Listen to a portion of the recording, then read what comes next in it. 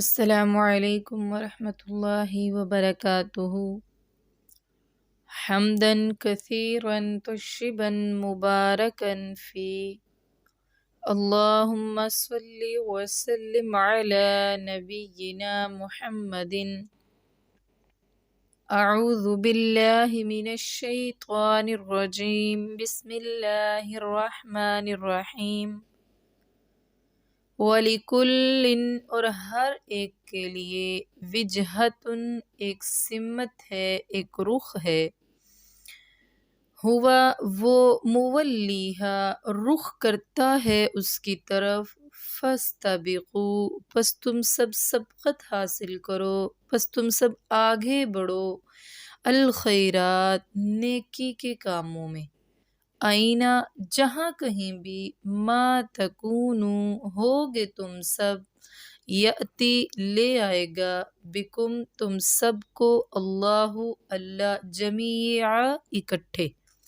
ان اللہ، بے شک اللہ، علی کل شیء قدیر، ہر چیز پر قادر ہے، ومن حیث، اور جہاں کہیں سے، خرجتا، آپ نکلیں، فولی، تو پھیر لیں آپ، وجہ کا، اپنے چہرے کو، شطر، طرف، المسجد الحرام، مسجد حرام کی، وَإِنَّهُ، اور بے شک وہ، للحق، البتہ حق ہے، من ربک، آپ کے رب کی طرف سے، وما اللہ، اور نہیں ہے اللہ، بغافل، بے خبر، عما، اس چیز کے بارے میں جو، تعملون، تم سب عمل کرتے ہو۔ یعنی اللہ تبارک و تعالی نے فرمایا ہے کہ ہر ایک کے لیے ایک مقررہ جہت ہے، ہر ایک کے لیے ایک مقررہ رخ ہے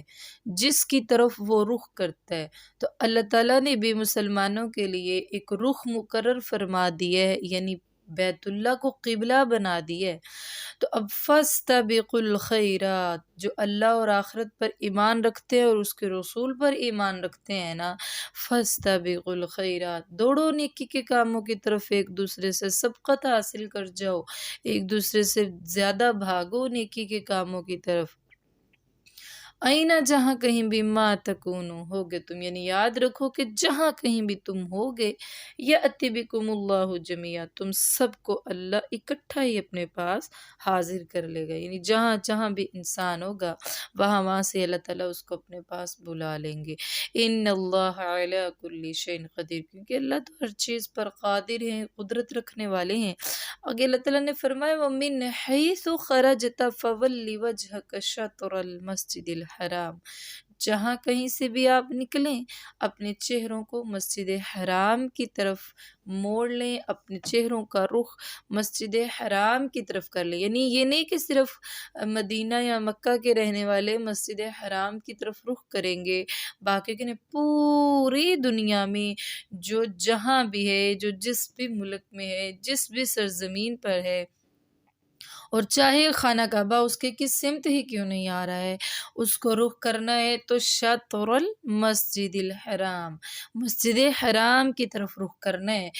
وَإِنَّهُ لَلْحَقُّ مِن رَبِّكَ، کیونکہ اللہ تعالیٰ نے فرمایا ہے یہی قبلہ، یہی بیت اللہ، یہی خانہ کعبہ تو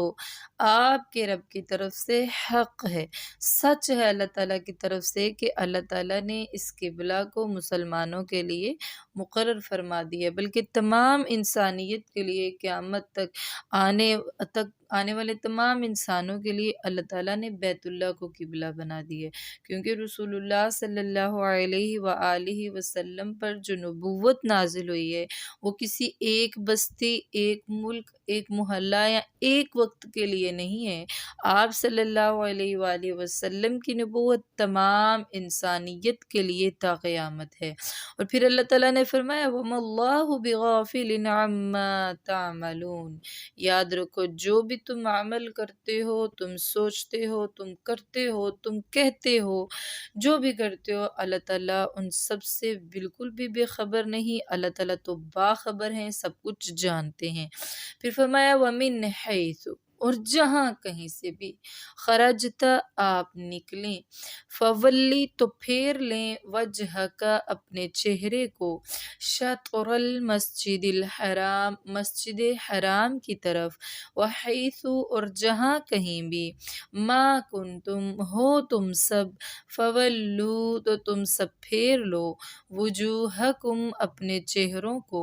شطرہ اس کی طرف، لئلا تاکہ نہ یکونا ہو، للناسی لوگوں کے لیے، علیکم تم پر، حجت کوئی حجت، یعنی لوگوں کے لیے کوئی تم پر حجت، کوئی دلیل نہ بن سکے، الا الذین سوائے ان لوگوں کے، ظلموا جنہوں نے ظلم کیا ہے، منہم ان میں سے، فلا تخشوہم فلا تو نہ تخشوہم تم سب ڈرو ان سے، وخشونی اور مجھ ہی سے ڈرو، ولی اتم اور تاکہ میں پورا کر دوں، نعمتی اپنی نعمت کو، علیکم تم پر، ولعلکم اور تاکہ تم سب تہتدون ہدایت پا جاؤ، تم سب ہدایت یافتہ بن جاؤ۔ تو دیکھیں اللہ تبارک و تعالیٰ نے ادھر پھر وَمِنْ حَيْثُ خَرَجْتَ فَوَلِّ وَجْهَكَ شَطْرَ الْمَسْجِدِ الْحَرَامِ،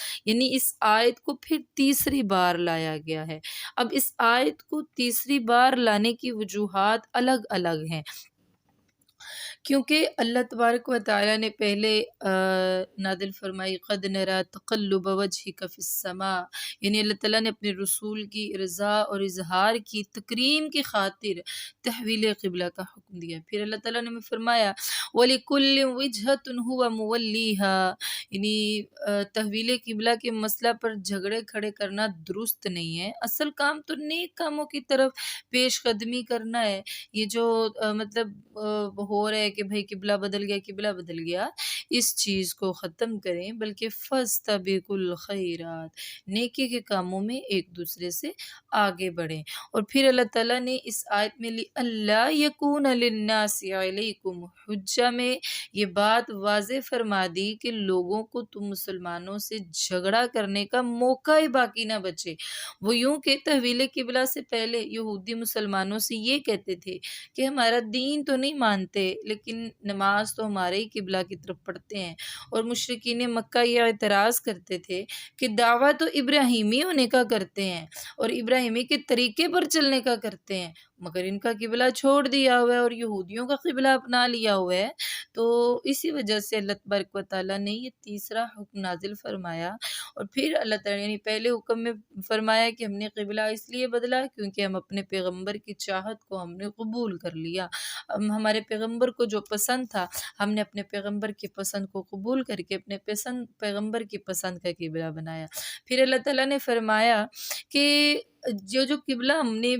مقرر فرمایا ہے نا، بدلا ہے، تو یہ قبلہ بدلنا کوئی بہت بڑی بات نہیں ہے، یہ تو اللہ تبارک و تعالیٰ دیکھنا چاہتے ہیں کہ کون ہے جو اللہ تعالیٰ کے حکم کی پابندی کرتا ہے، رسول اللہ صلی اللہ علیہ وآلہ وسلم کے حکم کی فرما برداری کرتا ہے، اور کون ہے جو نیکی کے کاموں میں آگے بڑھتا ہے۔ اور پھر تیسرے مقام پر جب اللہ تعالیٰ نے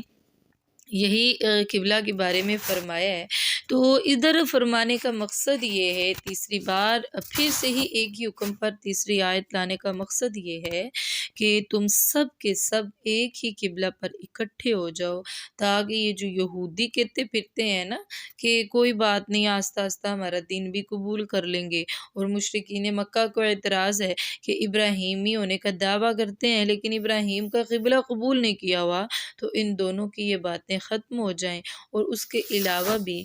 لوگوں کو تم پر کوئی حجت باقی نہ بچے، کوئی لڑنے کا موقع باقی نہ بچے۔ پھر اللہ تبارک و تعالیٰ نے فرمایا کہ اِلَّا الَّذِينَ ظَلَمُوا مِنْهُمْ، مگر جو ظالم لوگ ہیں نا ان میں سے، وہ پھر بھی کوئی نہ کوئی اعتراض لے آئیں گے، یعنی بے انصاف یا ہٹ درم لوگ تحویل قبلہ کے بعد بھی اعتراض نہیں چھوڑیں گے۔ مثلا جیسا کہ یہود نے یہ اعتراض کر دیا کہ ہمارے قبلہ کی حقانیت ظاہر ہونے اور اسے تسلیم کر لینے کے بعد اب صرف اور صرف ضد اور حسد کی بنا پر اسے چھوڑ دیا گیا ہے، اور مشرک یہ کہنے لگے کہ ہمارے قبلہ کا حق ہونا انہیں اب معلوم ہوا تو اسے اختیار کر لیا، اسی طرح ہماری اور بھی کئی باتیں منظور کر لیں گے، لہٰذا اے نبی صلی اللہ علیہ وآلہ وسلم